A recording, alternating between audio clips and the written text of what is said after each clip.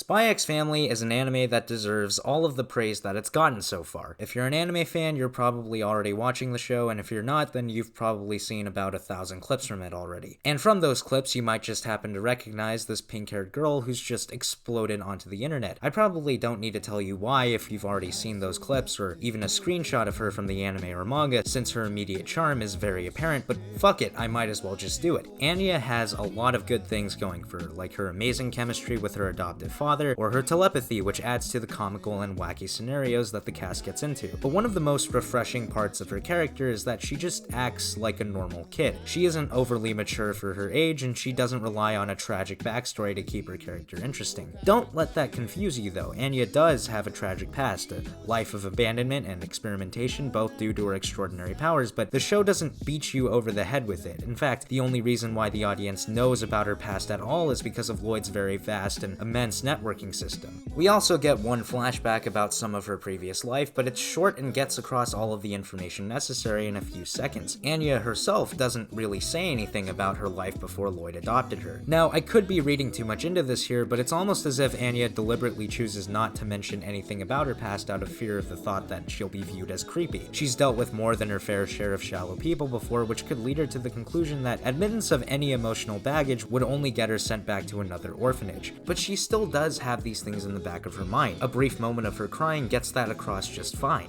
Now, I bring up all of this depressing shit about Anya, but from what you've probably seen of her, she's anything but depressed and sad. Like I said, she's given a very easy way to get the audience to care about and feel sympathy for her, but she doesn't use it. Most of the people watching like her more for how childlike and genuinely funny she is. She's prone to emotional outbursts, she's very blunt and kind of just says whatever's on her mind, and her mentality is very simple, often in pursuit of one thing only. The best example of this is when she meets Yor. She reacts with excitement to the prospect of having a spy and assassin father and mother duo, whereas someone more familiar with what assassinations actually look like would probably be incredibly scared. But she's a kid, and as a kid being constantly exposed to media that promotes spies and assassins as glamorous and incredibly cool individuals, she sees this as a massive opportunity, one that she can't possibly miss out on, and acts to increase the amount of excitement in her life in a very overt and clumsy way, and that's fucking hilarious, not to mention really cute in a very relatable way. There are just so many moments that make me forget that she's a 2D fictional anime character. When Lloyd tells her to stay inside, she turns the situation into a game of hide and seek after realizing that he'll always find her. So in other words, she derives pleasure from making things more difficult for her parents.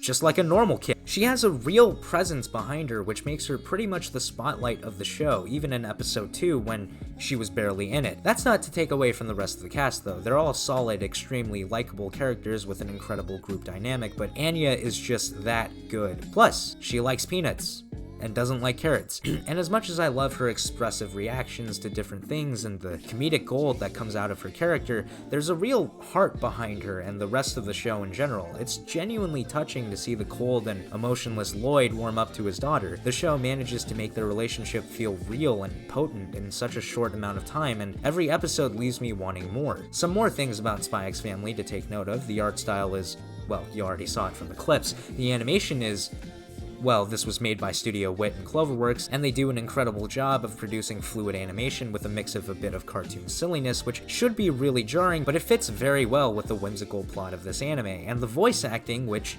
well, I made this video under the assumption that you had already seen a couple of clips from the show by now, so you probably already know how perfect each actor is for the role that they play. And if you didn't know that, then each actor is perfect for the role that they play. Anyways, Anya's adorable. Thank you for watching this video, and watch Spy X Family. That's all. Goodbye.